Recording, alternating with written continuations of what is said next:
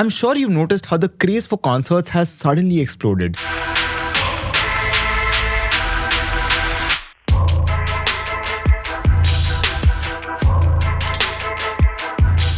Open up Instagram and you'll see everybody at concerts. It's become a massive thing today. People have gotten so obsessed with it that they are now selling tickets at 3 times, 4 times and even 10 times the original price. And what is more surprising is that people are actually willing to pay that crazy amount of money. And this shows that there is a whole other side to concerts, the money side. From how much a concert impacts the city's local economy to how much the artists eventually end up making, there is so much to talk about over here. So if you are a marketeer, an entrepreneur, or just someone who loves concerts, I am very sure that you will find this super insightful. So stick around till the end and let's begin. Take a look at the events that are scheduled for the next few months. And this is just in India. If we talk numbers on a global scale, revenue from music events has gone through the roof in the last few years. It was about 15 lakh crore rupees in 2017 and now in 2024, it has almost doubled to 28.5 lakh crore rupees. And this is despite all kinds of global disruptions like the pandemic and multiple international conflicts in the last 3 to 4 years. China has identified the cause of the mysterious new virus. Coronavirus. The White House is set to announce another military aid package for Ukraine. The $725 million aid package will come ahead of President Zelensky. Now, you probably might not know that despite all the popularity and the fame that artists have today, most of them make very little money from their songs or their albums. And a big reason for this is the way the music industry is structured. See, historically, record labels controlled almost everything. They handled the publishing, licensing, and distribution of music. And this dependence gave them the superpower to charge as much as 80% of the overall revenues that artists end up earning. And the remaining 20%, or even lesser in some cases, still did not go to the artist completely. It was divided between the artist, the songwriter, the producer, and everybody else involved in the process. But the thing is, today things have gotten a lot better because of streaming platforms like Spotify, YouTube Music, etc. And while these platforms have made it very easy to share music, payments are still very small. These platforms pay about 25 to 40 paise per stream. So this means even if 1 million people have listened to your song, you as an artist would earn about 3 lakh rupees. And if you're a really big artist and your song ends up getting about 100 million streams, you could earn about 3 crore rupees. Now, some of you may think that this is a decent number. Yes, for sure. But let me also tell you that about 81% of the artists across the globe have less than 1,000 monthly listens. So you can imagine how hard it is to actually make money from all of this. But what if I actually told you that streaming is just about 20% of an artist's income? The rest, which is about 80%, comes from concerts. In fact, if you consider someone like a Taylor Swift as an example, 85% of her earnings came from just concerts or tours lately.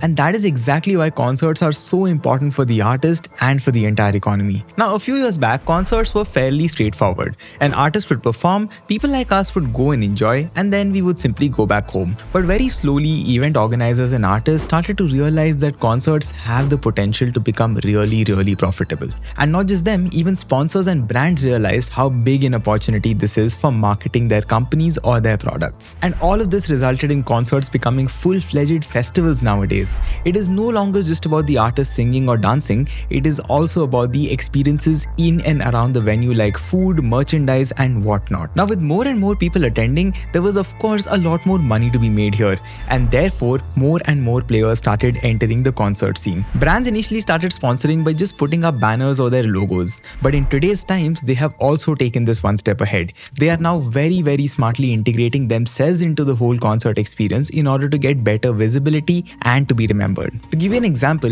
Lady Gaga did a concert a few years back which Intel had sponsored. Now, instead of putting up a simple banner or logo, they used hundreds of drones to create a light display that put up their own logo in the sky. But it's not just these crazy stunts. Some brands have also used really simple tricks to grab the attention of their audience. At a recent Diljit concert, an investment app called Lemon made someone literally dress up as a lemon and send them on stage as a background dancer. It was quite bizarre if you think about it, but it was still very effective. Everyone talked about it and it generated massive buzz for the brand. Another great example here is Coca-Cola. They run an initiative called Coke Studio, which I'm sure you've heard about. Over here, instead of collaborating with artists for marketing purposes, they create entire experiences for fans like you and I. For example, Coke runs contests where fans are asked to share their best concert moments online. This basically helps them combine user-generated content with brand promotions, which I think is really smart. Also, by the way, in case you're wondering whether marketing at concerts work or not, let me tell you that the results are quite crazy. If you look at the Coke example once again,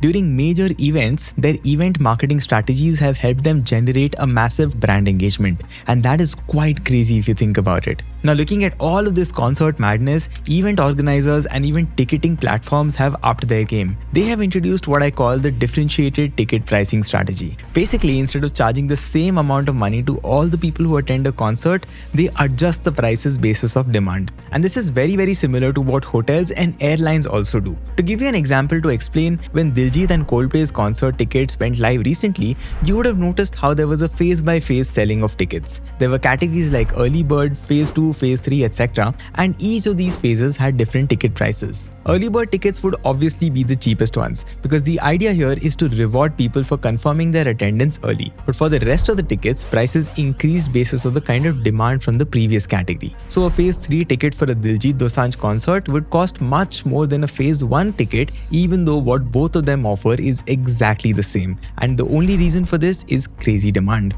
And it's not just the artist, this differentiated pricing model has been really beneficial for ticketing platforms as well.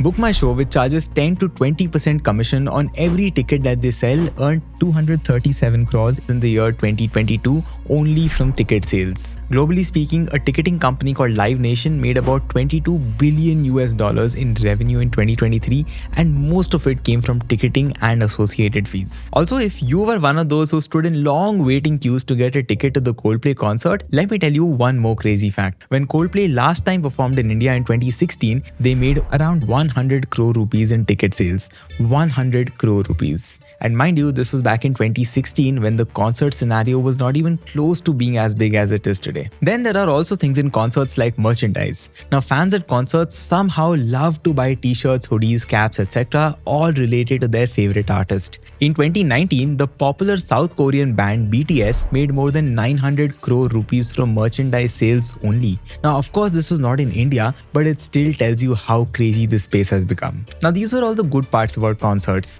but you can very well imagine that concerts are not always rosy and nice. Sometimes they can get really chaotic and also very dirty. But trust me, that's still a very small issue in front of ticket scalping. For those of you who do not know, ticket scalping is when people buy tickets in bulk at a normal price and then resell them at higher prices. Now, looking at this insane demand for concert tickets, some scalpers have also started to use bots and hacks in order to buy tickets as soon as they go out on sale. As a result of this, most genuine buyers and fans either have to miss out completely or they have to pay absolutely outrageous prices for the exact same experience. Now, states like Maharashtra and Karnataka have tried to solve this problem by making it illegal to profit from reselling tickets. Platforms like Zomato have also introduced features like Buy Now, Sell Anytime, where fans can resell their tickets at prices which are capped by the organizers. Now, this means people can definitely make a small profit from their ticket sales, but the amount is capped so that the profits are not big enough for someone to make an entire business out of it. But back to the good parts about concerts, one of the biggest benefits of it is the way it affects a city's local economy. Look, whenever there is a major concert or an event in a city, hotels, restaurants, transport services, and the tourism industry as a whole make great amount of money. Hotels typically increase their searches by 40 to 50% during these times because there is great demand. Even cab services see about a 20 to 30% increase in their demand. And this kind of crazy impact is exactly why India's live music industry is estimated to hit 1000 crore rupees by the year 2025. So that's all for this video. If you enjoyed this, please do leave a like, share your thoughts in the comments, and please do not forget to subscribe to my channel. My idea here is to continue making such videos around marketing and business. So if you are interested, I promise you there's a lot more coming. I'll see you in the next one. Take care and bye-bye.